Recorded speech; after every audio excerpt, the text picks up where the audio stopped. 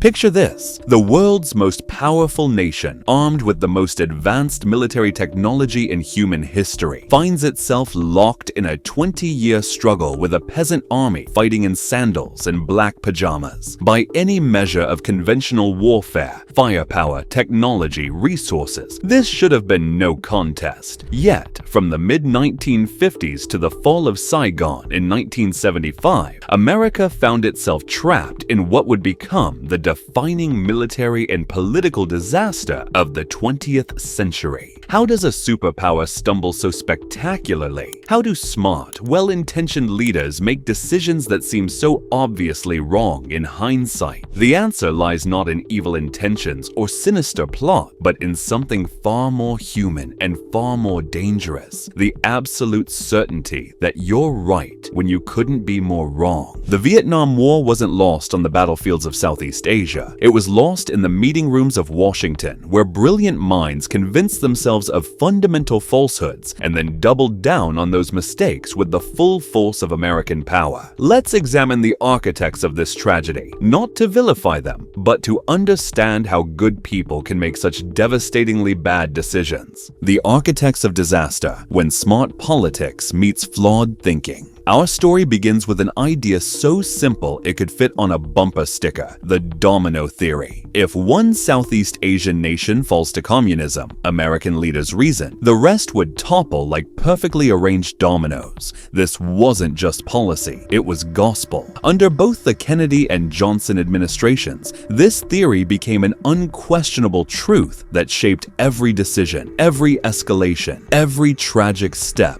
deeper into the Vietnamese quagmire. But here's what's fascinating about the domino theory. It treated complex nations with rich histories, distinct cultures, and unique political dynamics as if they were identical game pieces. Vietnam wasn't just a country that might go communist. It was a nation with a 1,000-year history of resisting foreign occupation, first from China, then from France. The Vietnamese weren't fighting for Marx or Lenin. They were fighting for something far more powerful: the right to govern themselves. Yet in Washington's halls of power, this nuance was lost. The Cold War had created a binary worldview where every conflict was seen through the lens of East versus West, freedom versus tyranny. The question wasn't whether Vietnamese nationalism was fundamentally different from Soviet expansionism. The answer was predetermined. Communism was evil, freedom was good, and America had a moral obligation to stop the dominoes from falling. This ideological certainty reached its peak with the Gulf of Tonkin Resolution in 1964. Following naval incidents in the Gulf of Tonkin, incidents whose exact nature remains disputed to this day, President Johnson secured from Congress what amounted to a blank check for war. The resolution passed with only 2 dissenting votes in the Senate, granting the president authority to take all necessary measures to repel any armed attack against the forces of the United States and to prevent further aggression. Think about that for a moment. Based on ambiguous intelligence about murky naval encounter, Congress essentially handed over its constitutional power to declare war. They gave one man the authority to commit an entire generation to a conflict that would reshape American society forever.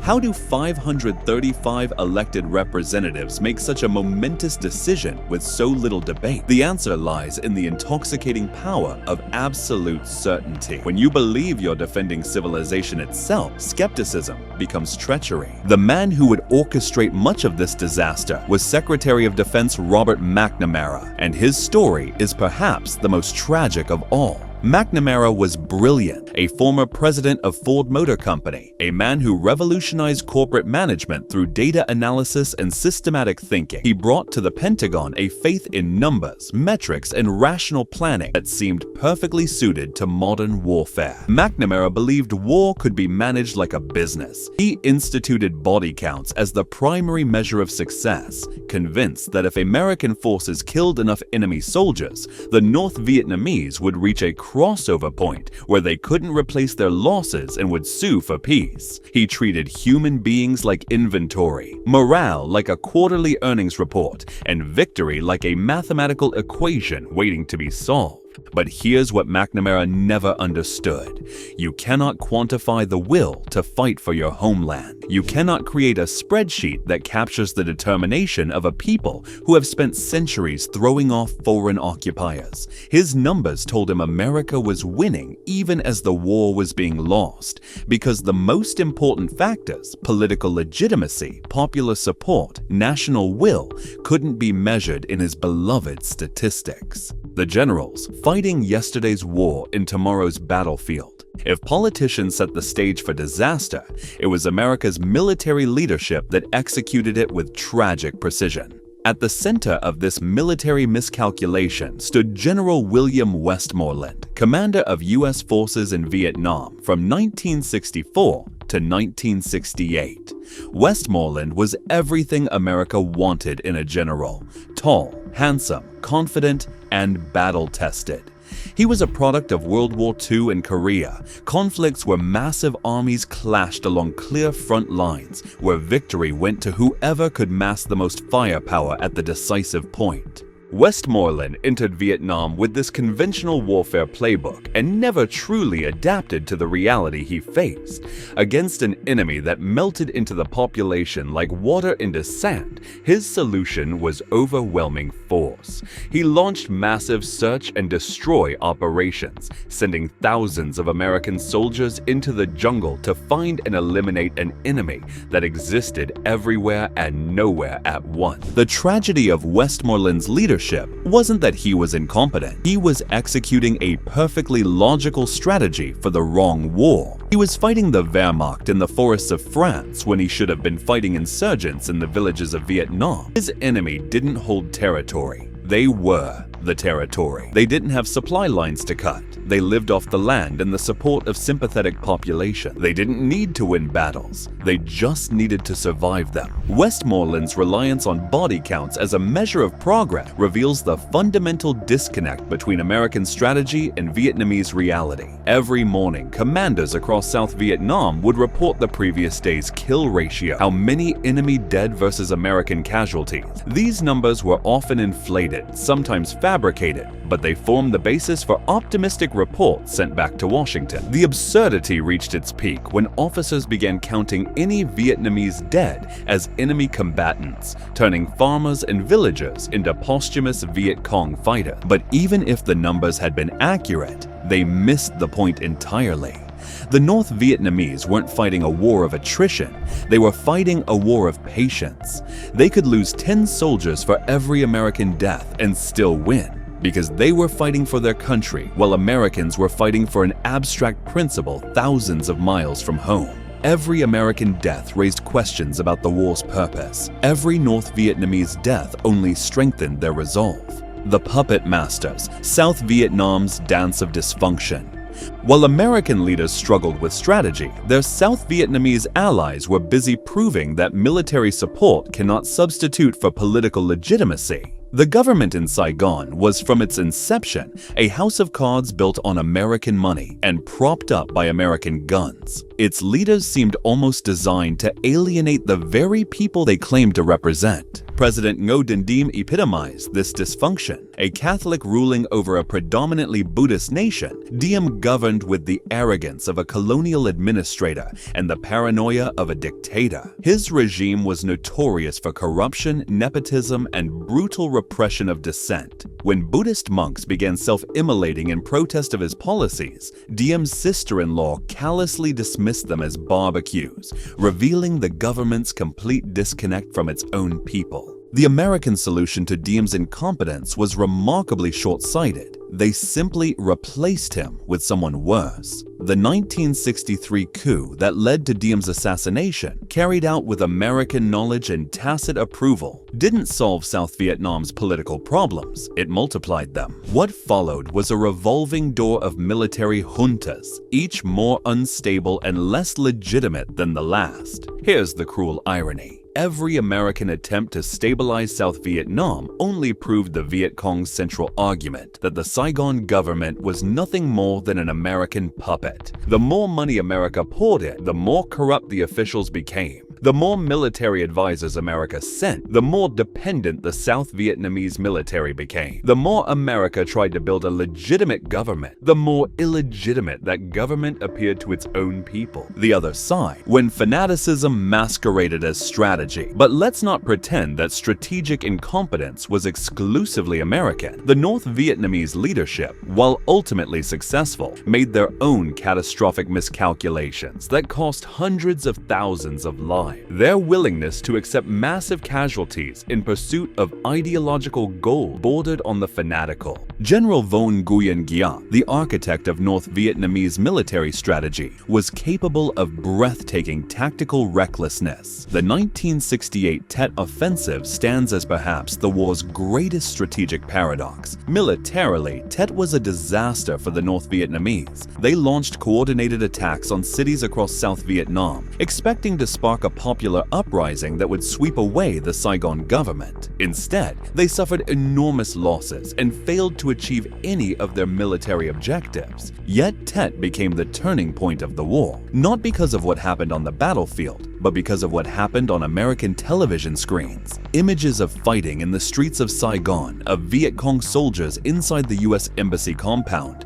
shattered the Johnson administration's claims that victory was just around the corner. The offensive that failed militarily succeeded politically, proving that in modern warfare, perception can be more powerful than reality. The North Vietnamese paid for this victory with an entire generation of their best fighters. The regular North Vietnamese army units and local Viet Cong fighters who carried out the attacks were decimated. In purely military terms, Giap had handed the Americans their greatest tactical victory of the war. But wars aren't won on tactical scorecards. They're won in the hearts and minds of people, and Tet convinced the American people that their government had been lying to them about the war's progress. The people, democracy's dangerous innocence. Perhaps the most tragic miscalculation of all came from the American people themselves, not through malice, but through a kind of democratic innocence that seems almost quaint in retrospect. For years, ordinary Americans trusted their government's version of events in Vietnam. They believed in the domino theory, they believed in the righteousness of the cause,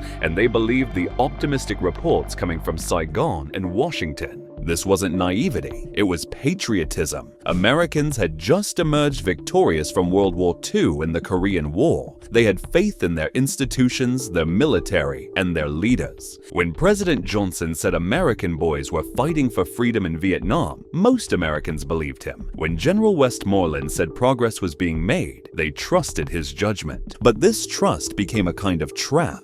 It allowed the war to escalate without serious public scrutiny, let alone opposition. It wasn't until the nightly news began broadcasting the brutal realities of combat, the body bags, the wounded soldiers, the burning villages, that Americans began to question what they were being told. The credibility gap between official pronouncements and visible reality became impossible to ignore. The anti-war movement that eventually helped end American involvement in Vietnam was powerful and necessary, but its slow emergence speaks to how long it took a democratic society to recognize it had been led astray.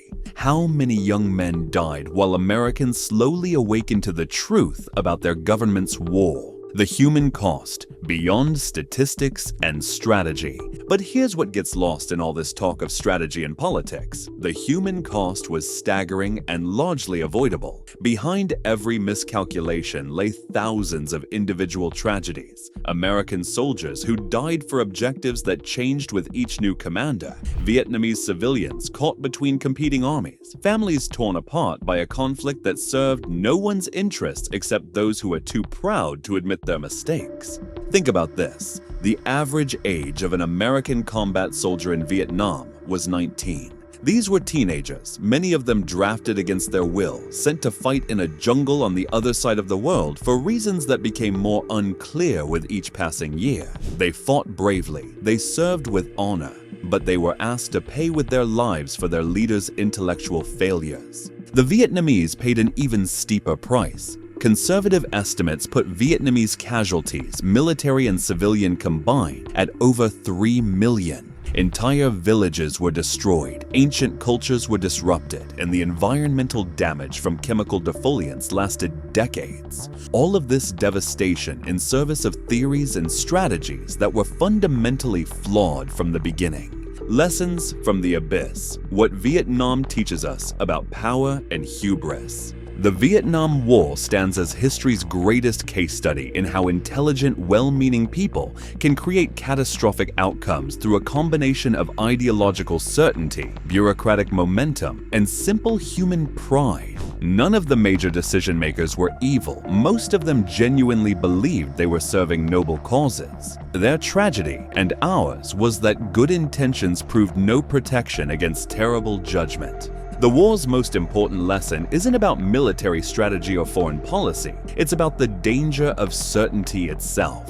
When leaders become so convinced of their righteousness that they stop questioning their assumptions, when institutions become so invested in their policies that admitting error becomes impossible, disaster follows as surely as night follows day. McNamara himself, in his later writings, acknowledged that the war was wrong, terribly wrong. He recognized that he and his colleagues had misunderstood the nature of the conflict, the motivations of their enemies, and the limits of American power. But this recognition came decades too late, long after the last helicopter had lifted off from the roof of the American embassy in Saigon. The greatest tragedy of the Vietnam War wasn't that America lost. It was that so many people had to die for lessons that should have been learned much earlier. In a world where the consequences of miscalculation grow ever more severe, Vietnam stands as a permanent reminder that the most dangerous enemy of good judgment isn't evil intent. It's the absolute certainty that you're right when you couldn't be more wrong. Perhaps that's the real lesson of Vietnam. Humility isn't weakness in leadership, it's survival. The willingness to question assumptions, to admit mistakes, to change course when evidence demands it, these aren't signs of indecision, but of wisdom. In a complex world where the stakes are measured in human lives, intellectual humility might be the most important virtue a leader can possess. The ghosts of Vietnam still haunt American foreign policy, and they should. They remind us that good intentions, brilliant minds, and overwhelming power are no guarantee of success if they're guided by flawed assumptions and unlimited certainty. In the end, the biggest miscalculation of the Vietnam War might have been believing that any of it was inevitable, when in fact, almost all of it could have been avoided with a little more humility and a lot more wisdom.